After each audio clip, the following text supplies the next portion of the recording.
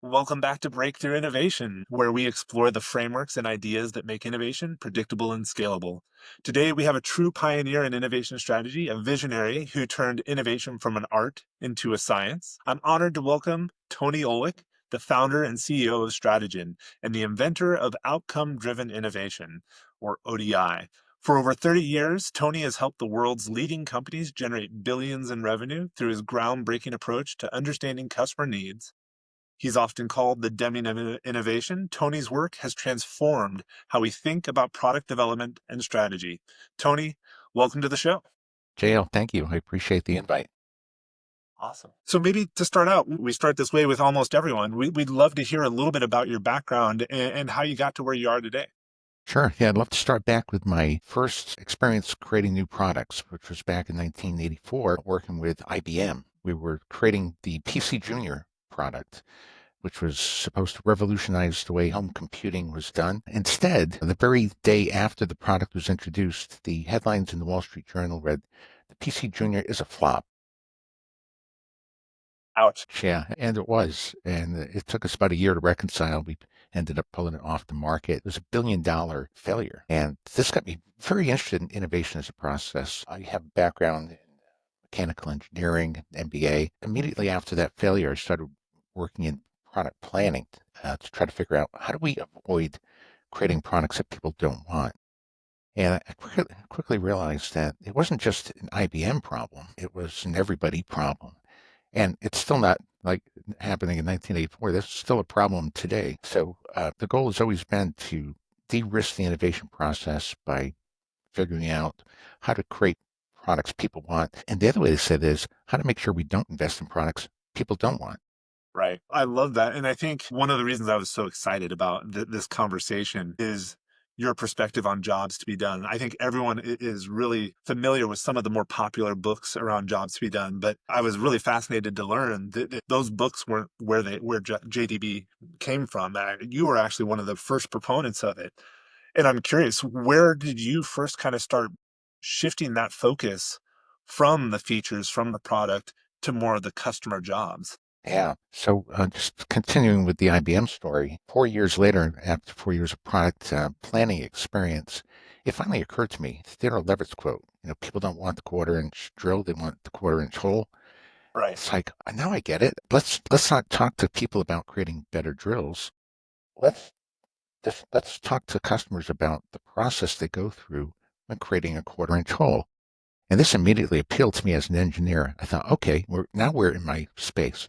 Let's think about it as a process, and we can break down this process that the customer is trying to get done, understand it at a level of detail that would be very granular, just like we do in the manufacturing process, right? Like in manufacturing, the whole goal is to figure out what do we have to measure and control to produce a predictable output, right? Well, the same thing's true here. People are trying to execute a process. What metrics are they using to judge success when getting the job done? And executing the process is the way I've originally viewed it. And so this allows us to apply some of the same thinking that we see in manufacturing, automation to get the job done faster, statistical process control to control variability, Six Sigma to control defects.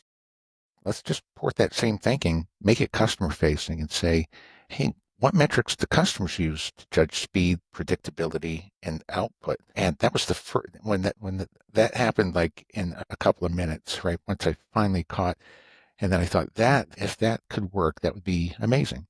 And it turns out it can work, right? And what we're doing is we're basically building out a model that allows people to judge if a product is getting a job done significantly better before you introduce it and before you develop it, before Yeah. you introduce it into development. And that's the whole goal, is to make sure we're only investing in products and services that we know in advance of development will get the job done a lot better. I love the flip on the let's not focus on the solution, let's focus on the problem. Like that feels so intuitive, I think, to most people. And I think when we've talked to people about jobs to be done theory, that hasn't even really been an issue. Like most people can realize, yeah, it makes a lot of sense to understand what the customer needs, how they're measuring success, and then just do that. And that seems so simple to say, But then there's so many things that I feel like in most organizations that get in the way. What are some of the big challenges you see in organizations to kind of make the switch to kind of flip on that perspective as they move forward? That's a great question. We've done a lot of research on this over the years. At a high level, companies are trying to come up with solutions that address unmet customer needs in the segments of the market they choose to serve. Everybody's trying to do that. Here's the problem. In over 80% of product teams, they don't agree on how to define the market they're serving. Over 90% of product teams don't agree on what a customer need even is. Is it a pain, a gain, an exciter, a delighter, a value driver, want? I have a list of like 40 names people use to describe a need, as if any input is going to produce the right output. But just as in any process, that's just not the case, right? What has to happen is we have to figure out uh, what a need should be. Like we have to invent the perfect need statement. And this is where outcome-driven innovation comes into play. I mentioned earlier, people are trying to get the job done better. What does that mean? It means faster, more predictably, higher output throughput. That would mean that when we're talking to customers, we have to extract from them all the dimensions of speed, predictability, and throughput that affect the job to be done. That should be the focus. It shouldn't be, hey, let's make the drill longer, right? That's not where we're going. We have to know that, we want to minimize the likelihood of overshooting the, the hole, right? Or minimize the likelihood of creating the hole in the wrong location. Like there's measurable outcomes that you'd want to achieve as you're trying to get the job done. Knowing that those are the measurable outcomes and agreeing on them is really key. Think of it like this, we're trying to get the product team to go in the right direction, meaning, hey, here's the top 15 unmet needs. Go focus on these and you can get the job done significantly better. And we got to get them going in the same direction. They all have to believe that. Right? In so many situations, like you could give a product team a list. Here's the top 15 outcomes that are unmet. If the entire team doesn't believe that that's the correct list and they don't agree on what a need is and they don't think those are customer needs statements, nothing happens, right? Right. That's the problem. So when you talk about bringing science and predictability to uh, innovation, it really revolves around the way a need is defined. It's a measurable outcome that people want to achieve when getting a job done. When you're preparing a meal, you want to minimize the likelihood of overcooking the meal or undercooking or minimize the likelihood of cooking the food unevenly. You could do this in any activity, right, that you're trying to execute a job. If we can't agree that that's what we're trying to do, then we can't make innovation predictable. And to answer your original question, most of jobs be done approaches leave out the whole outcome need gathering framework. A lot of them get more to the point of what job are people hiring my take home pizza for, right? And they're just trying to figure out the reason they're buying it. Is there a functional job? Is there an emotional job? Is there a social job? Is there a context? And that's a fine application of jobs to be done, but it's not utilizing the true value of the approach to dig down into creating a product that really is going to get the job done a lot better. It's just surface level. And just to be clear, object-driven innovation, that is something that is an approach that Strategyn owns, that you came up with. It's not just a thing that's out there like a design sprint or something like that. That is a unique Yeah, approach to Strategyn.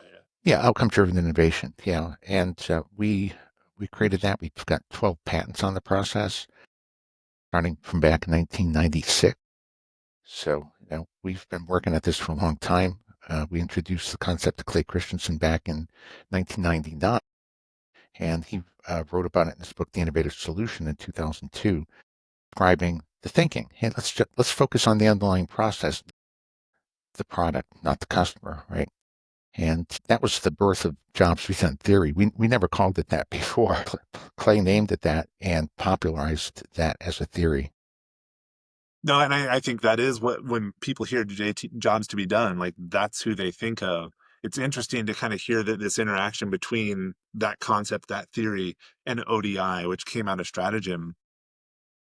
I think the other thing that's really interesting to me that you were talking about is this idea that you talked about outcome, you talk about the metrics. One of the ways we tend to talk about it is how are people defining success and the alignment within the team. I think Simon Sinek has a great talk that he gives. I think it was Start with Why. I can't remember which one it was, but he talks about how people, when they have a really clear direction or goal, they can become value focused. When they don't have that, they become process focused or bureaucracy focused. Like they want to check all the boxes because that's how they feel like they're making progress. How do you help executives turn that definition of success, that vision of that outcome into something that really is driving their teams? Because I think, not to make this question even longer than it already is, I think what we see is a lot of times people can get to the point where like, yeah, this is what success is. They can get some agreement on that, but somehow that team still doesn't feel empowered and motivated and accountable. So where's that gap for you, and like how do you bridge that? It starts at the very beginning of defining the market correctly, right? Your market is a group of people trying to get a job done. Everyone has to agree on what that job is. You know, using a circular saw to cut wood in a straight line, or using an angioplasty balloon to restore blood flow to an artery. Everyone has to agree what that is. Now, the beauty of jobs to be done thinking in ODI is that the job is stable over time, right? So once you know what the job is, restore blood flow in an artery, that's what your goal is for the next 20 years, right? Right. You're trying to get Yeah. that job done better and better. It never changes. You're constantly looking for which needs are most unmet. You're constantly looking for technologies that can come along and get the job done better, right? That is your focal point. And that's what you're trying to rally your team around. The outcomes, those metrics that people use to measure success when getting the job done, they're stable over time as well. Like, minimize the likelihood of breaking into a side artery when going Right. through a tortuous vessel. That's been an issue since I've been doing angioplasty balloon Oh, wow. procedures, right? So uh, that doesn't change. What changes is the importance of the outcomes, the satisfaction of the outcomes based on what products people are using, and what technologies are coming along. So if you can align the team around the market and around that set of outcomes, everyone's heading in the right direction. Everyone's heading in the same direction. That's the key to success. I think the other powerful part about that is when people feel like they actually know who they're helping. And I don't mean theoretically, but like they can point to a person and say, that's someone that I helped. Nothing aligns people and motivates people better than that. I think that's something Jobs to be done makes possible. Yeah, it absolutely does. Like in the case of the angioplasty balloons, it's helping interventional cardiologists restore blood flow to an artery. It makes it clear that, hey, you're creating a product to make that person's job, quite literally, easier, right? It also helps to clear up like some of the other customers. Like, did the surgeon buy the product? No, that's a buying group inside a hospital, right? There's purchase decision makers that use a set of financial metrics to judge what products they want to buy. That's a separate analysis, and you have to know that they exist and that the metrics they're using to judge value are different than the metrics that the interventional cardiologist is using to judge value using the product to get a job done. Then, of course, there's people that have to support the product. We call these consumption chain jobs. It's more like the customer experience. Someone has to get the product. Someone has to receive it, store it, open it, clean it, dispose of it. These kinds of things. We call them consumption chain jobs. In the case of the angioplasty balloon, that could be nurses, could be biomeds inside an organization. Knowing who all the different customers are and how they fit together is absolutely critical. And knowing why you're separating them is critical too. You focus on the job executor, the core reason of being a product that gets the job done better. Focus on those consumption chain jobs to make the customer experience satisfactory throughout the consumption of the product, throughout its life cycle. And you focus on those financial metrics of the buyer for your go-to-market strategy. And when you put all those pieces together, you have a complete picture of creating value for everyone in your market ecosystem. And it's tempting in those situations, and especially in the example you're using, to really focus on what I would call the end user, the person whose artery is being expanded and whose life is potentially being saved. And that over indexing there misses the mark on so many other people that are involved. I do like when we're using jobs to be done theory that it really helps people with a systemic approach to identifying everyone that's going to be involved and how you can talk to each of them in different ways. I think that's really powerful. Yeah. And the key is defining the market around what the job executor is trying to do, like the interventional cardiologist. Everyone else is just, that as supporting the product or buying the product, which is, not unique to any product. That's just, every product has to be supported. Every product has to be purchased. But what makes every product different and every market different is what is the function of the product delivering in terms of getting a job done for somebody. This is why we say, let's define the market as a group of people and the job they're trying to get done, the job executor. That's the market. And then the other people support it. Then you got the buyer group. So you can see how the pieces come together. And just that framework in and of itself helps to alleviate a lot of complexity from like, who should I talk to? Why am I talking to them? Again, end user or job executor to create the product, the support team to create the customer journey, and the buyer to create the go-to-market strategy. That's why you're talking to those people. No, I love it. And I could talk about this all day, and I'd love to dig in deeper. Unfortunately, we've got to start heading down the wrap up path. So, Tony, I'm curious for anyone who only listens to the end, whoever those people are, what's the takeaway you feel like they should have from Jobs to be Done from this episode? What's the valuable piece of information? Yeah, I think the key thing is it's possible to come up with solutions that you know are going to win in the market with a high degree of certainty before you even start developing them. Right? You don't have to succumb to the 86% failure rate. So you can have an 86% success rate. And all you have to remember is people buy products to get a job done, and they have a set of metrics they're using to measure success. Know what they are, create the product to address the underserved metrics. It really is one of those things that sounds so simple, but I see so rarely in the real world. So, Tony, if anyone's looking to collaborate with you, what's the best way for them to get into contact? Yeah, so they could go to our website at strategy.com. They could also reach out to me on LinkedIn, Ulwick, Ulwck. Awesome. Keeping it simple, which is great. Tony, thank you so much for being here. For everyone who's listened all the way to the end, I want to thank you as well and remind you, don't hesitate to hit that like, leave a review. We appreciate all of it. And then also, if you found value in listening to Tony's perspective, find other people in your circle who would find value in hearing from Tony and share the episode with them. It's a great way to pay it forward.